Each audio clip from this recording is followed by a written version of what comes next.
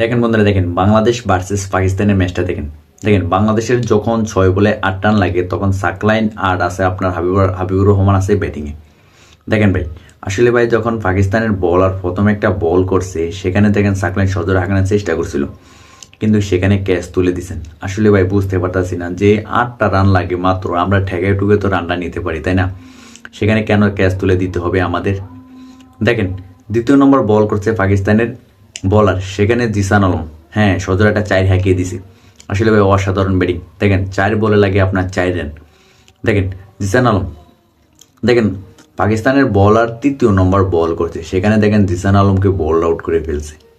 আসলে ভাই বুঝতে পারতাছি না। দেখেন জিসান আলম এমন সুন্দর একটা ব্যাটিং, এমন ভালো একটা ব্যাটিং, সেখানে দেখেন বোল্ড আউট হয়ে গেছে। একটা 4 মারার পরে দিয়ে বোল্ড আউট হয়ে গেছে।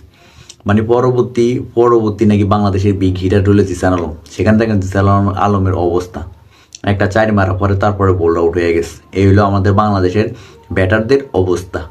দেখেন ভাই সেখানে রিপন মন্ডল নামছে। দেখেন রিপন মন্ডল নামছে, পাকিস্তানের বলার 4র্থ নম্বর বল করছে, সেখানে দেখেন রিপন মন্ডল 4র্থ নম্বর বলটা ডট খাইছে।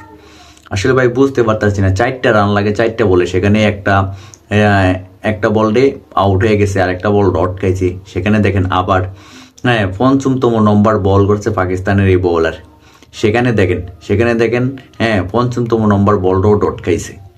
আসলে ভাই বুঝতে পারতাছি না, এটা কি খেলা দেখতেছি আমি বুঝতে পারতাছি না। আসলে ভাই যত মন্তব্য করেন, আসলে ভাই এটা এডিটিং ভিডিও, তো খেলার শেষে আপনাদেরকে জানিয়ে দিব আসলে ভাই এডিটিংটা কিভাবে করছি বা কেমনে করছি।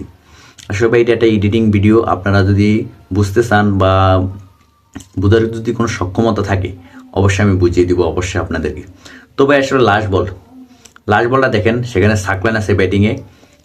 আসলে আপনারা তো বলতে পারবেন যে ভাই এখানে রিপন মন্ডল ছিল 2 বল ডট খেয়েছে, আউট হয় নাই, আবার সাকলাইন আসছে কিভাবে, এটা তো বলবেন তাই না। অবশ্যই আমি জানি আপনারা এটা বলবেন, আমি এমন এডিটিং ভিডিও আরও অনেক করছি, আসলে আপনাদের অনেক কথাও শুনছি, তো তার জন্য আসলে মূল বিষয়টা ভাঙিয়ে দিলাম, একটা ভিডিও বানাইলাম দিয়ে আসলে কেমন হয় তার জন্য। তো দেখেন লাস্ট বল, সেখানে দেখেন 1 বলে 4 রান লাগে, সেখানে দেখেন লাস্ট বল পাকিস্তানের বলার বল করছে, সেখানে দেখেন সাকলাইন বলটা ডট খায়, মানে কোনো বলে বেড়ে সংযোগ্য করতে পারে নাই। সেখানে দেখেন একটা সিঙ্গেল রান নিয়ে জায়গাটা পরিবর্তন করে, সেখানে বাংলাদেশ 3 রানে ম্যাচটা হেরে যায়। তাই তো গাইস আসলে ভাই ভিডিওটা ছিল এডিটিং ভিডিও। যদি মনে কেউ কিছু করেন না, আসলে ভাই যদি ভালো লাগে আমার এডিটিংটা অবশ্যই একটা লাইক একটা কমেন্টটা শেয়ার করে দেবেন।